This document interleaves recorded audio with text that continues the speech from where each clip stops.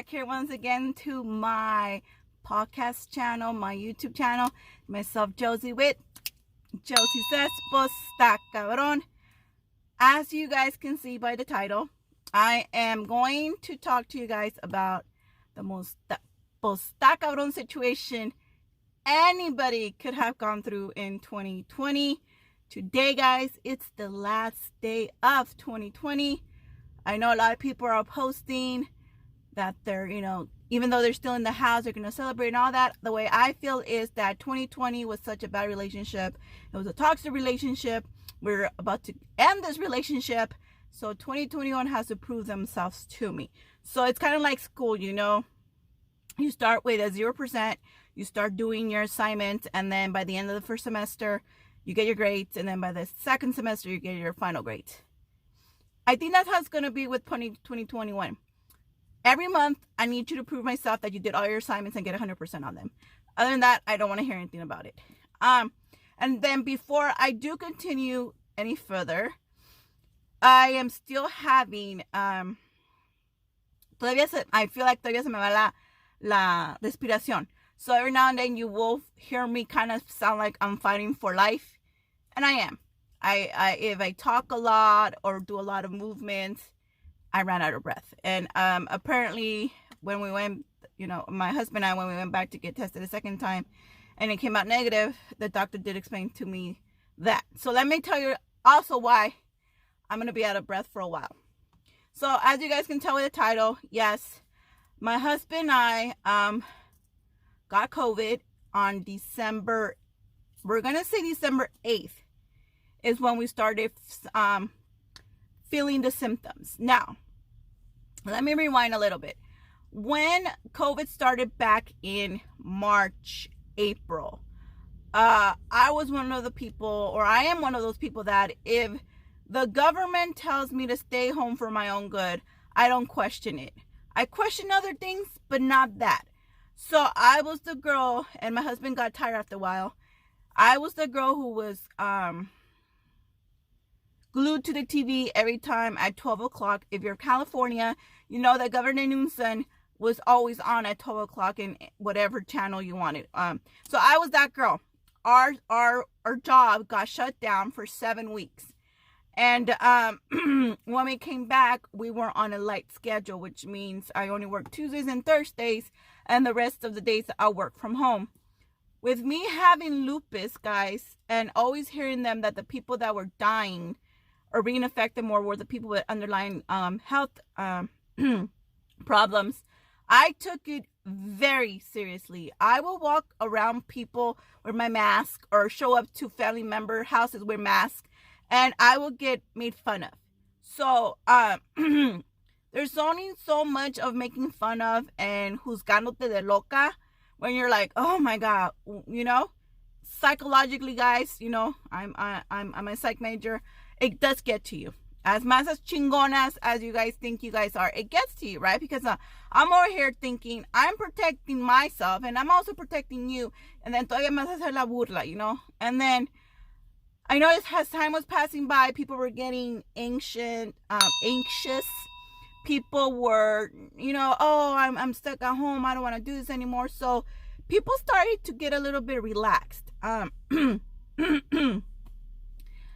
was not one of those people. I kept on sanitizing. I went on Bath and Body Works every day religiously. In the beginning, they were sold out, but afterwards, it had the sanitizer spray. And I think about like 15 of those. And as you guys know, I made it I made a killing in my when the masks started coming out. I started doing masks, and so I kind of liked that part of it.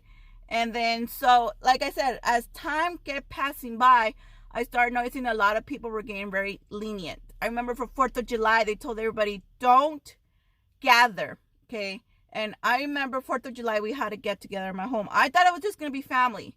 But, other people that was totally not family arrived. And that made me nervous. That made me very, very nervous. But again, it was like by then you couldn't be vocal about COVID. You couldn't say, I'm scared, stop it, don't do it. Because la gente como que se ofendía. You know, until this day, here we are, December 31st, and people still get offended if you tell them, oh no, we don't gather, right? I heard a lot of stuff like, oh, you just don't want to be with the family por eso. And I'm like, that is kind of stupid. I live for my family gatherings. I love them. But like I said, I was hearing what COVID was doing to people, okay? So I was very scared. And then I think by like July, August, people started with their conspiracies on why they weren't going to wear the mask. A mí nadie me dice qué hacer. Blah, blah, blah. I'm like, you guys aren't listening to something that might save your life, but you guys listen to all these pendejos and pendejas when they try to keep you on check and do keep you on check, and it has nothing to benefit your life. But here they are telling you to do something that's going to benefit you and someone else's life, and then you started with the conspiracies. I heard also, oh, I saw a video that if you wear a mask, you're breathing your own oxygen and blah, blah, blah. And I'm like, okay.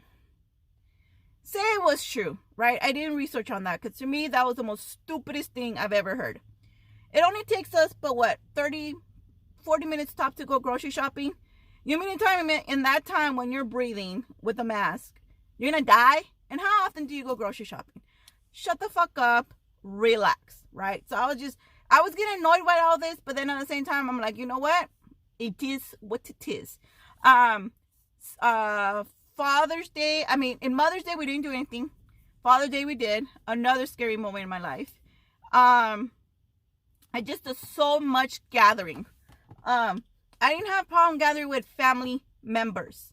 Close family members. It's when I saw other people that were, yeah, they're family, but they're distant. I don't know where have you been, or any of that stuff. So we were doing good for 9 months. Like I said, my job took really good care of us by having limited staff while we were there. I have my office, so obviously everybody knew, do not come near me. And my supervisor and I are diehard, sanitize everything, spray down everything. Nobody walked into, our building without a mask. UPS delivery and all those people. So we did very well in the last 9 months. We went to 2 gatherings, the end of November and the beginning of December. And on December 8th, I think it was a Tuesday. Yes, because I was at work. I woke up and I had a little tickle in my throat. And I'm like, little tickle. I didn't think anything of it at first, porque my husband sleeps with the fan on. It could be 17 degrees below zero, and he still has the fan on. And every time I wake up, my throat is dried because of the fan. So I was like, oh, it's because of the fan, right? So I went to work, whatever. I do my ritual. I sanitize everything. I don't trust anybody. What if somebody was in my office and I didn't know? So I always sanitize everything, the phone, the keyboard, everything. And then I'm starting to feel yucky, right? So I'm like, it's because I have the heater on. I have the heater on at work, guys. I have this little small heater because I'm cold. I get cold at 70, 80 degrees. So they leave the AC on, so I have my heater. So I'm thinking, it's because tengo el heater. Let me turn it off. And then I get a phone call from someone, and they're like, hey, how are you guys? And I never hear from this person, mind you, right? Never hear from this person. So when I saw the number, I was like, what do they want? And the person was like, hey, how are you guys feeling? And I'm like, good. And they're like, hey, my family feels yucky and they think they might have COVID. I'm just making sure you guys aren't feeling like that. And I'm like, oh my God, guys.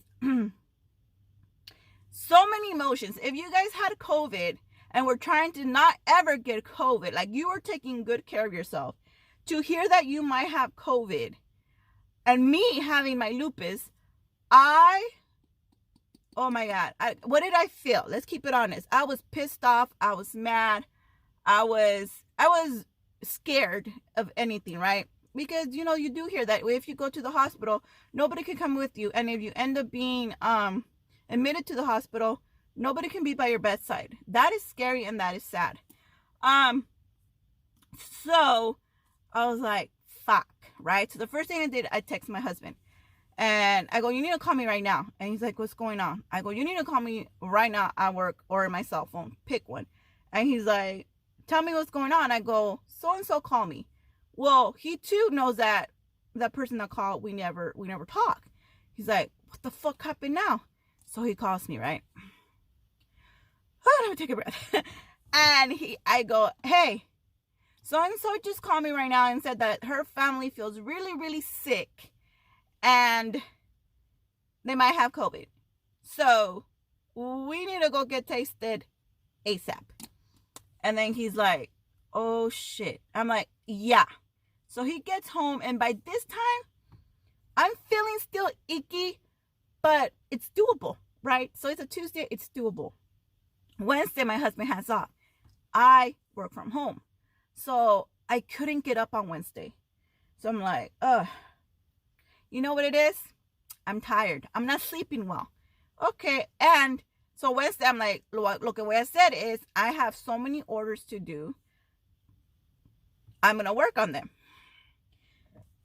Excuse me. So usually I get up and make breakfast for the kids and have them ready to go for school. Couldn't get up. I'm like, okay, maybe it's my lupus. I'm really exhausted. I was stressing a lot, which flares me up, right? Because, I heard they might have COVID and I was in that gathering. So that was Wednesday. Wednesday, we did okay. Towards the end, towards the night, I started feeling a bit like hot. Now, I get flare-up, guys. When I get flare-ups, my face is on fire. And it starts here and it'll go up to my ears. So this time, I felt it starting from my feet. So I'm like, this might be a fever. And I'm like, okay, don't think anything of it, Josie, because if you do, it gets bad. So Thursday comes and I have to go to work. I need to go inward. And I'm like, you know what? I need to get tested before I do that. Unlike other people who don't care, have the COVID and go run around and still gather and touch shit. I knew better. I'm like, you know what? No me, I haven't been tested. I'm not going to do that to my coworkers. Mind you, we always stay 6 feet apart and away from each other, but I just couldn't. So I told my supervisor, hey, I'm going to take the day off. I was feeling yucky. I was feeling really yucky. And my mom called and she's like, hey, what's going on? And I go, you know what, Ma? So-and-so happened. They called and they told me that they might have COVID. And and by that time, another family that was at the gathering did go get tested right away. And they did test positive for COVID. And they too were like feeling like shit, right? So I'm like, well, obviously, right? All these people that were in one gathering got sick. It probably means most likely I have it. So I remember Mom goes, hey, come. I got some Mucinex or something like that. That's going to help you out, and drink lots of teas and, all these other stuff. So I drove to my mom's and I picked up the Mucinex, and she's like, make teas and everything. So my husband went on Amazon and found some manzanilla that were in pods, and we're like, okay, sure. This is Thursday, guys, right? By Friday, so Tuesday, Wednesday, Thursday, day 4, I was really starting to feel I got up and I was so dizzy, right? My husband still went to work because he was feeling, he wasn't even feeling kind of.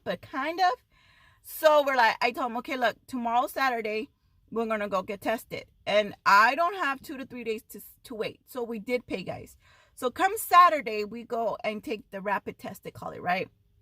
I thought it was going to be horrible, but it's not. The doctor didn't go up too high. So I'm like, okay, this was fine. It was nothing, right? So that was that. And then within 15 minutes, they call us and they tell us, you know what, you guys tested positive. Fuck. Okay. It was bound. We kind of already suspected with the other family members testing positive. So I'm like, oh my God, what are we going to do? So by this time, my mom is telling me, what do you need from me? Let me tell you guys, let me stop it right there. Praise be to God that I have a father and mother that I do. They went way over and beyond to take care of me, take care of me and my husband while we, had COVID. So I go, Mama, hazme un caldito de pollo.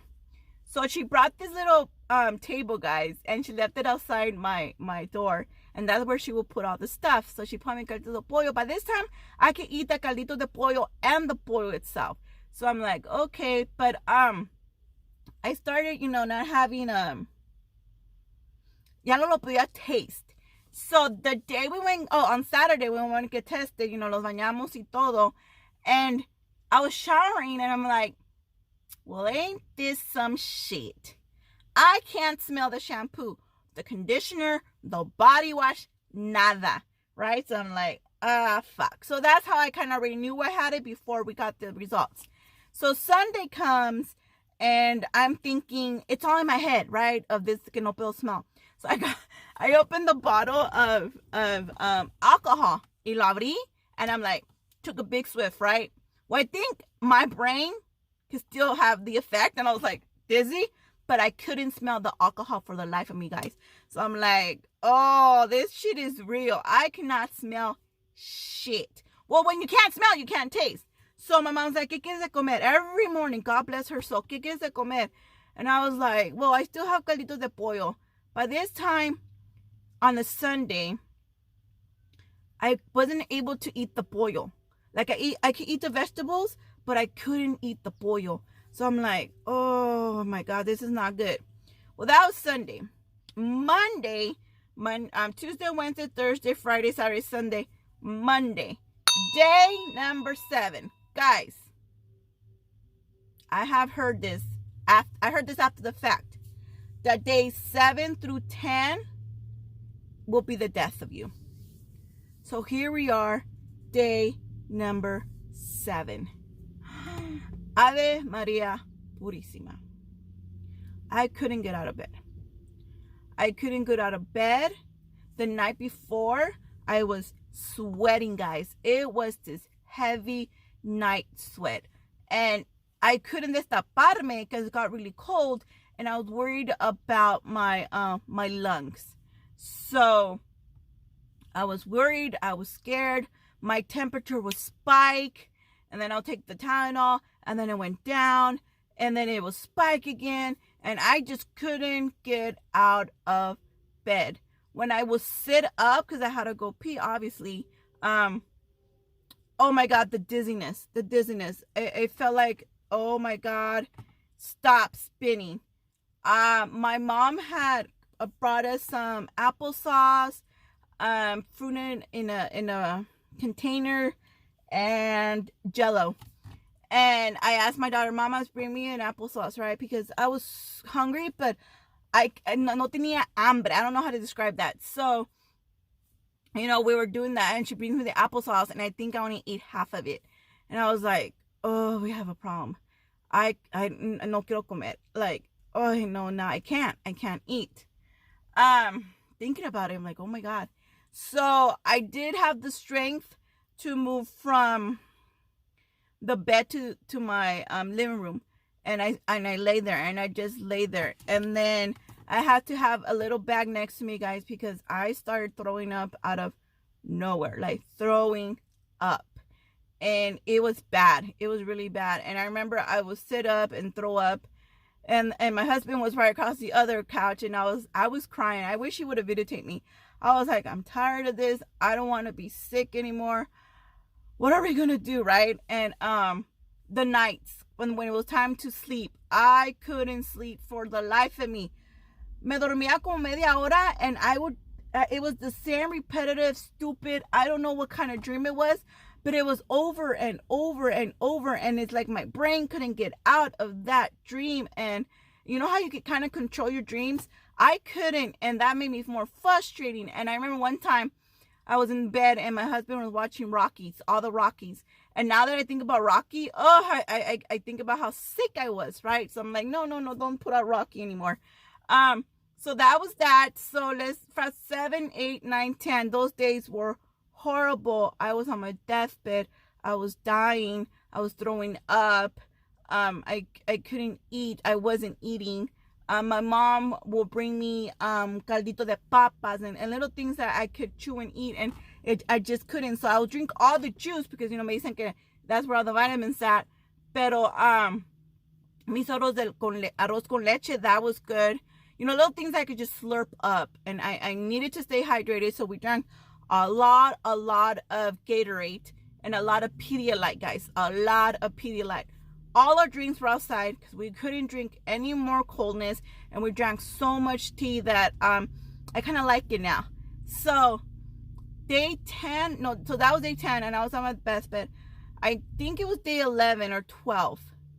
I couldn't breathe, guys. I was dying. I was literally dying. And I remember I took a shower thinking a nice warm shower was going to make me breathe better.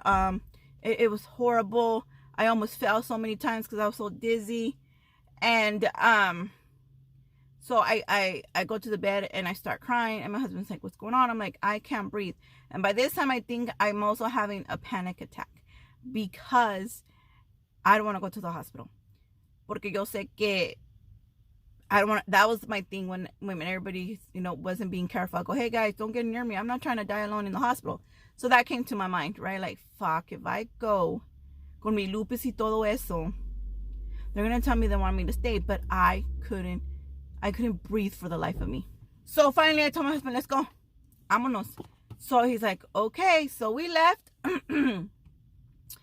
and so I was there, and we get there, and I'm like crying. I'm telling them, guys, I can't breathe. And then they're like, okay, you go inside. He needs to stay outside. And I'm like, what?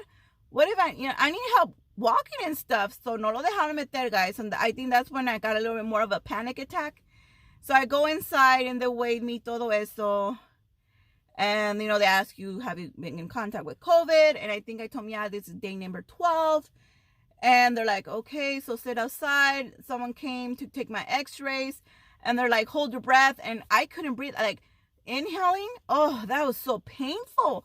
So I'm like, how do you want me to hold my breath, right? So then I did it, whatever. And then they were fast. I'll give props to that hospital. They were really quick. And then so they called me back in, and they told me, you know what, you have an infection in your lung. And I'm like, what? And they're like, if I could tell you anything, it's better that you have the infection, whether you have pneumonia, right? And I'm like, it's better if I didn't have anything. So he goes, so what it means is your lung is going to get scarred afterwards. You're going to have problems breathing. And I'm like, okay. So then he gave me like literally this long ass list of prescriptions, ibuprofen, Tylenol, cough medicine, infection medicine, and an inhaler. So like I said, God bless my parents. The next day in the morning, they were here ready to get that receta to go and, get it prescribed, or how do you say it? To turn it in, right? So then my dad comes and leaves all my medicine there. And I start taking the medicine. I'm still taking the Vicks. I'm taking everything. Sorry guys, I thought someone behind me. So then I heard, take Zinc, take vitamin D. They told me all the list of things to take. And yes, I bought everything, guys. So I'm taking 5,000 pills and this and this and that. My lupus doctor tells me to stop taking your medicine. It was just a fiasco, guys. It was a fiasco. So that was day 12. 13, day 14, I started sleeping. So I had a full night's rest, like on day 13. And I'm like, thank you, Jesus. I needed to sleep. But still, I found myself that if I had a yawn, oh, my lungs, they were just hurting, right? So then 14 came, and we were feeling okay. And then 15, on day 16th, I was actually out of my bed. But like I said, I started noticing that I was really short of breath. So that's when we went to get tested, and we came back negative. Yes, we went and paid again, guys, because I didn't want to wait in line with so many people that I know were, infected or had the virus. I mean, I'd rather pay, sit in my car, and let them come to us. And that was day 16. So I think today we are day number 23. And it is still, I'm doing a lot. Let me tell you guys, I feel a lot better. Thank you to everybody to keep me in your prayers. My supervisor kept me in the prayers. My and co-workers, they were bringing me food as well. They kept me in my prayers. So that's not, of course, my parents were keeping me in my prayers. We did the rosary every night, guys. it was a very scary experience. And like I said, the only thing I think of is it's not that I'm traumatized. I think that word is too harsh, but I'm respectful of 2020 and the shit it does. So like I said, it's like when you're driving, I could be a perfectly good driver. I could be checking my mirrors. I could be, making sure I put my signal, pero no falta un pendejo that, is not driving right, and boom, te pega, and yeah, it's over. And I feel like that's COVID right now. I could be careful. My husband can be careful. My kids can be careful. But it takes one stupid idiot to know they are COVID infected, or they have COVID, but they don't have the symptoms. That means I'm fine. And go and gather and touch people. Now, I never shake hands. And that gathering, somebody tried to shake my hand, and I said no. And that person almost nearly gave me the death stare. And my husband's like, oh, wait, no. He's trying to back me up. He's like, oh, it's kids, with everything's going on. And they're looking at me like, no, you need to shake your... No, I don't care how Mexican we are. I will not shake anybody's hand. Because I don't know where have you been, right? And then when you have been, where have those people been? So the main reason I was being, I alienated myself from everybody was not to experience what I experienced. And like I tell you guys, it was the death of me. My mom told me, they say it's the Antichrist, and I go, Mama, I believe it. It has taken so many people. Now, when I used to watch the news and they'll give the count, I'm like, oh, pobrecitos. I started watching the news and they're talking about the people that go to the hospital and don't make it out. I will start crying, and my husband like, change that shit, right? And I'm like, my goodness, and I was so like I said, I'm very COVID. I believe it 100%. Even now, I'm like, oh, I've been a believer, but you don't got to tell me twice. And it does make me sad, guys. It makes me really, really sad that a lot of people, including family members, don't take this seriously. They're still out and about. They're still out shopping. They're still out gathering. They're still out getting together with people. And, like I told my husband, look, I don't know if this is going to cause us a divorce, but I'm not going anywhere. I'm staying home. Let it die out more. I need the numbers to go back down. Right now, the ICUs are at 0 capacity. They're bringing up not fake, but the tents going outside to try to accommodate more people, and that makes me sad. It makes me sad with all the people that didn't make it with having COVID. It makes me sad for the people who lost people, and loved ones due to COVID. It makes me really sad that people know this. People know that people are dying, and they still are very reckless with themselves. Like I said, you have the anti-max people, right? Because nobody tells me what to do. And I'm like, oh my goodness, guys, if it is working or it's not working, just do it. Do it for the people who are scared, like me. Somebody said, oh, I hope this is a wake-up call for America to stop normalizing heavyweight and people. And I'm like, whoa. I didn't choose to have lupus. It has nothing to do with my health style, my lifestyle or anything like that. And if I get it, which I did, it was nearly the death of me. So I found it really disrespectful when people don't take into consideration other people. So that is my story, guys. That is my story with COVID and my lung infection and my near-death experience and the night sweats and the cough and the throwing up and the fevers and the chills. Oh, I'm just so glad that it's over. Like I said, I'm not 100%. There are some things I can smell and some things that I can't. I get the breathing for me. I can clean in sections. Like I'll be up for 10 minutes and then I have to sit down, and then I get up and then I sit down. So I'm not there 100%, but yes, I am way better than when this thing started. And let me hear about your guys' experiences, if you guys had it or not, or what do you guys think of all this? It's New Year's Eve today. My husband is gonna throw some carne asada on the grill, and we'll probably watch a good movie and probably do the countdown in New York, and call it a day, guys. I'm tiptoeing into 2021. Like everybody says, I want to see the trailer. You guys know I'm a big planner. Haven't bought a planner. I refuse to buy a planner. I'm just gonna take it a day at a time. And if that includes me not getting near people, so be it, guys. Be respectful of that. If you guys are not a believer, if you guys haven't gone it yet, be very thankful for it. I know a lot of people were trying to throw jabs on my husband, saying, hey, we haven't gotten it, it's on your head or whatnot. And I'm like, no, guys, I've gotten the flu. The flu doesn't affect me that bad with my lupus, it doesn't. And so this, I tell you guys, this has nothing to compare to what's, the flu. Like I said, I can't drink anything cold. I know for a fact that it activates my cough. And my long warm showers tampoco, because I get light-winded or and dizzy. So yeah, guys, I pray for everybody who's going through this, because it is a pinche diablo, man. It's horrible. It's horrible. And like I said, if you guys experience it too, whatever some advice you guys can give, like I said, for me, is the hot teas with lots and lots of lemon and lots of honey. The teas, the calditos, the vitamins, zinc, yeah, guys. I stay protected all times now. If I leave the house, I always wear a sweater now. Me tapo los pulmones, because like I feel like it hurts still. But then again, like the doctor said, it's gonna be some scarring. And yeah, guys, so I thank you guys for listening to me. I know you guys thought it was an exciting story. No, it was a very brutal story for me.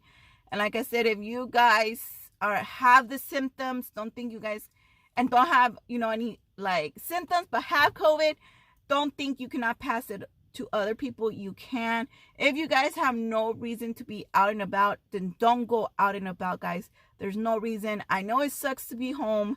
Find things to do. Pick up a hobby or something.